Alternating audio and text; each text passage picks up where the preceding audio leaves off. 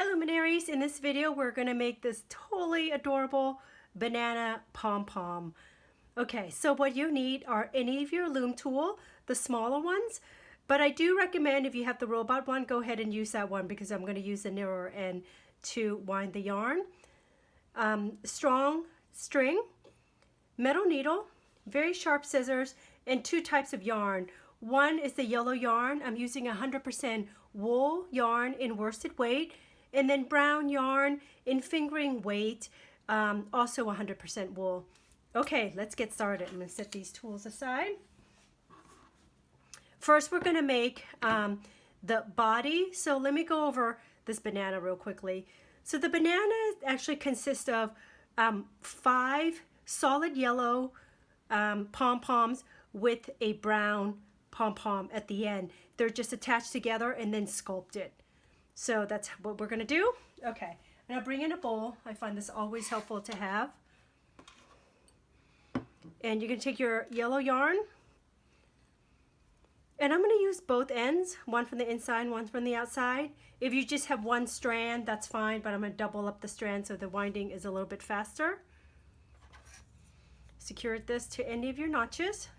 And you're going to go 75 revolutions with the double strand or 150. Wind it not too tight, not too loose across the 2 arms. And then I'm going to fast forward this part and then I will meet you back when I'm done. Okay, so that's 75, and then I'm going to secure it to any of these notches and then cut. Set this back aside. Now we're going to tie this pom-pom. So you're going to take 18" of your strong string. So from your tip of your finger to your mid bicep is about 18 inches.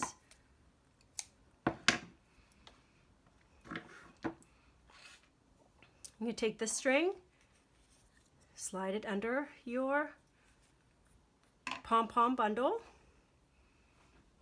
Make sure your ends are even, and you're going to make one single tie. Okay, make sure that that lands in the middle. Then you're going to take this end, the end that's on the same side as the hole, and you're going to slide it back to the other side and then flip your tool. See how this the string is not in the middle? You're going to use your finger here to just nudge it so that it's in the middle, and then you're going to make a double overhand knot. Cross this over, 1, 2, and tighten. Okay, now you're going to slide your yarn bundle off the tool. Now you're going to further tighten the knot and make it even tighter by pulling very close to the center, making tiny, tiny little pull. Don't let go. Put your finger on or borrow somebody's finger and close it out with a very tight knot. I like to do 2. Squeeze, you feel very compressed. Set this aside. Now we're going to make this brown part. So with the fingering weight yarn, you're going to take this. Again, I'm going to use the same doubling it up technique so the winding goes a little bit faster. Secure. And now we're going to go, because this part is so tiny, we're going to go about 70 revolution with this thin yarn. Again, winding not too tight, not too loose, and I'll meet you back when I'm done. Okay, so that's 70. I'm going to secure this and trim and take this bowl away. So we'll bring that back later. Again, 18 inches of your strong string. I'm going to set this aside. I won't need this anymore. Slide this under.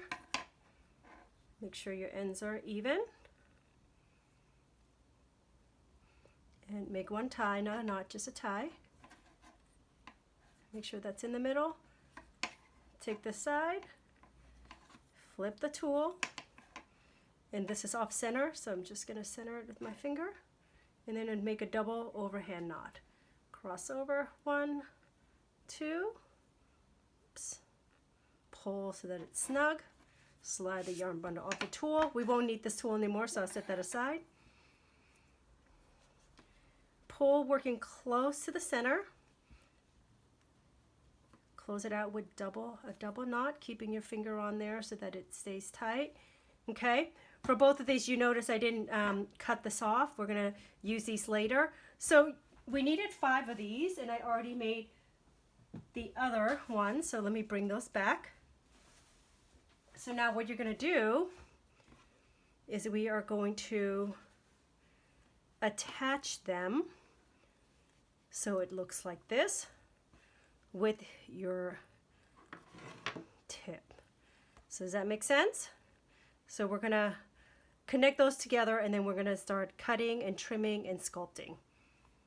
Okay, so how you do that is you're going to take your pom-pom, the brown one, and thread your needle with just one tail, and take one of the pom-poms and you're going to take the side where the tail is not at, and you're going to just thread this under like this. Does that make sense? Again, just go under and you're going to go right in the middle there. Okay, so this is going to go like this, and you take the other tail and you're going to come from the other side and go this way.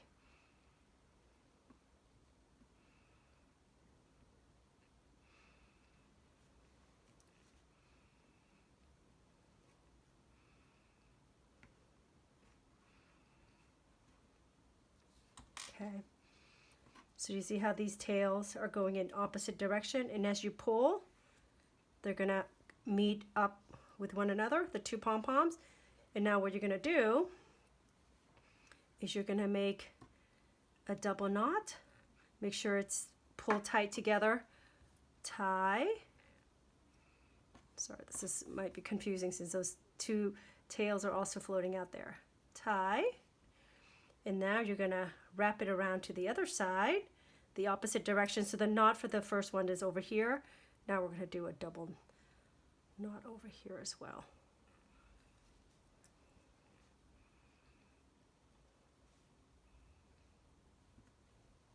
Okay, I'm going to cut these tails off.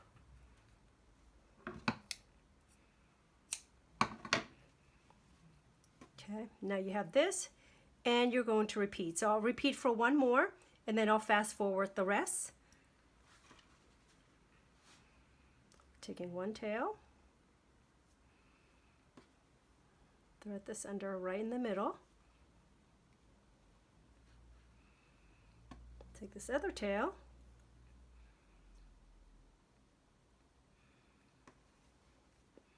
and thread that in the other direction.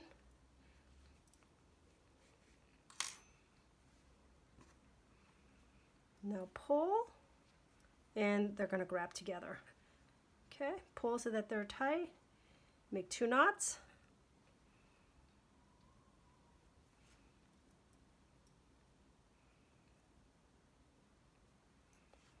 Okay, turn this over so it's directly opposite, and then make a knot on this side.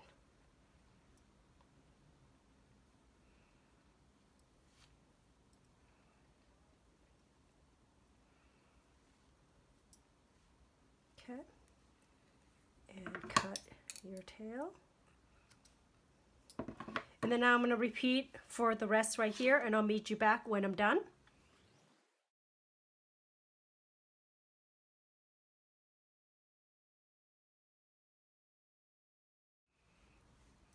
Okay, so we're at the end here. Cut that, and then cut that.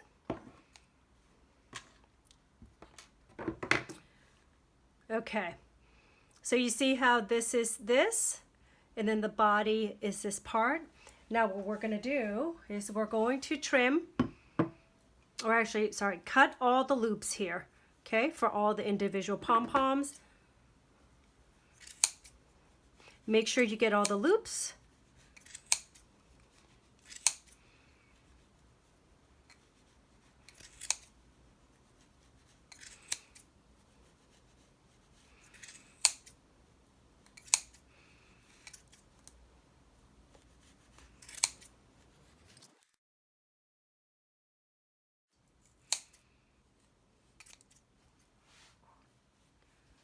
Okay, so now that I've cut all my loops, what I like to do is I just like to fuzz. Do a gentle fuzz, because sometimes it's actually also show you the loops that are still haven't been cut. So again, just take a quick look, fuzz, and trim. I'm going to fast forward this part, so this might take about a minute or two.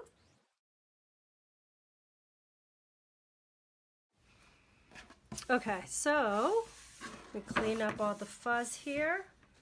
I just wanted to show you real quickly what this looks like. So it's beginning to take shape. It's actually really cute as a fuzzy banana. Anyhow, so now what we're going to do is we're going to sculpt down the banana into the shape. This part is going to take about 10 to 20 minutes, so it does require a little bit of patience, but I'll show you a little bit of a technique. I'm going to probably fast forward through most of my trimming just because it's going to take so long. So as with all the pom-pom trimming, gently fluff. What you're going to do is you're going to first just kind of trim down all these shags, okay, and begin to do it in a way that's kind of curve inward like this, okay?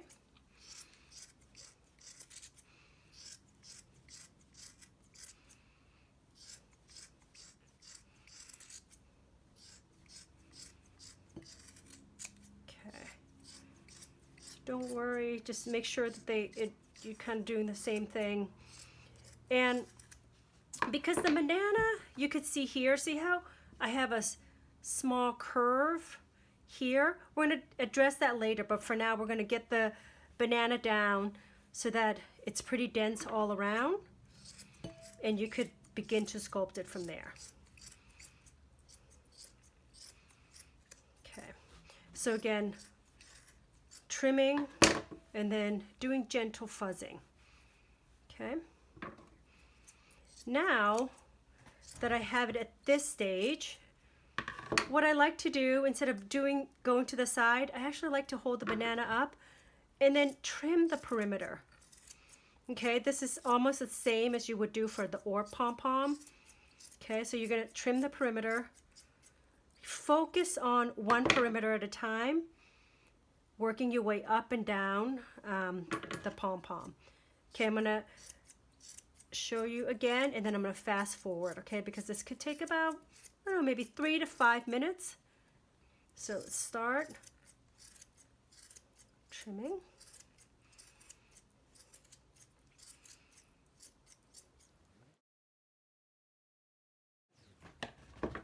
Okay, still pretty shaggy, but remember what I've done was first step is kind of getting all the shag off, and then the second is to go around the perimeter.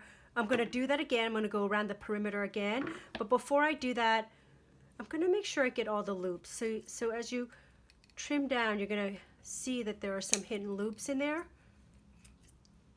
Okay, so fuzz up slightly, and you're going to do the same thing. You're going to trim around the perimeter just to really clean it up, working all the way up from the bottom to up.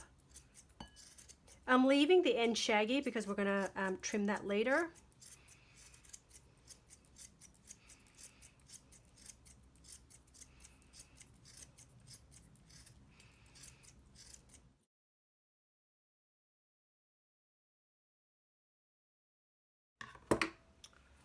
Okay, so now I'm going to continue to fuzz gently. Okay, and it's looking pretty good. See how this looks? It's got the shaggy ends, but this is pretty smooth. I'm going to continue to work this area so that it's really smooth. It comes out smooth like this. I should show you. And then we'll talk about making this a little bit of concave in so it curves, or it looks like it curves. Okay, so let me clean this up, and then I'll meet back when we are done kind of making this all smooth. Okay, so this is looking pretty good. So in some situation, you're going to be able to see a little bit of the crease still. What that actually means is that you could continue to trim your pom-pom down slightly more. And then those creases will eventually go away because you're getting to the density inside the pom-pom. Okay, now we're gonna curve this and finish this and then make that little concave. So this is like trimming your kind of or dense pom-pom. You're gonna curve this.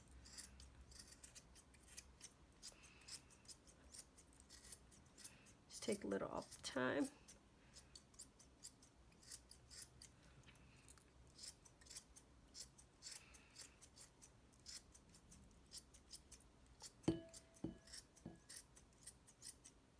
Okay, and now I'm gonna trim this part. And see here, the way I trim this, I made this a little bit narrower on top right here and then flatten the top. So I'm just gonna start, see I'm doing this at an angle, cut, angle.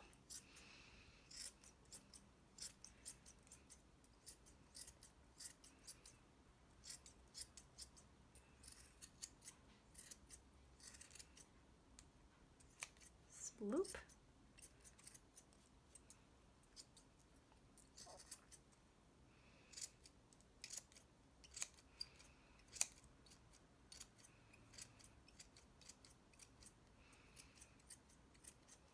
So I like to call this pom-pom sculpting because I really think that it really requires a lot of sculpting. So it's a lot of eyeballing, taking tiny little bits off, making it so the shape that you want.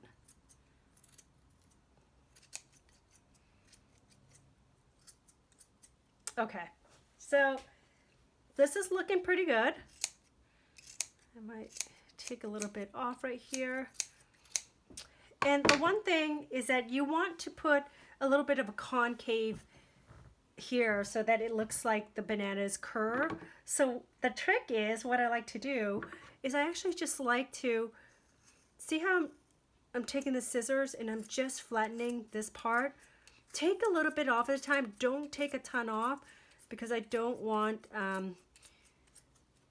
because if you take too much off, you can't fix that. But if you take a little bit off at a time, there's more room for you to, you know, work with the banana to make it look curved. Here we go, it's happening. See how little I'm taking off here? Hardly any, just fuzzy. And then at the same time, I hold the banana like this. Gives me a little bit of more of a visual curve as well.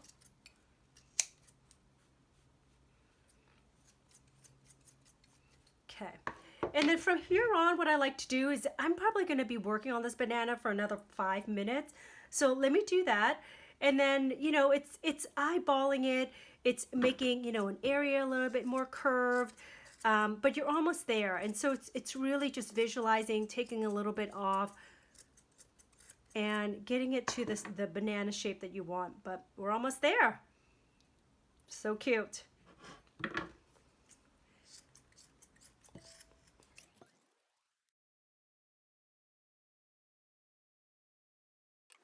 Okay, I'm all done. Let me clean this up. Get buzz out. Oh, it's so cute. Okay, that could really impress somebody in your pom-pom skills. Enjoy, everyone.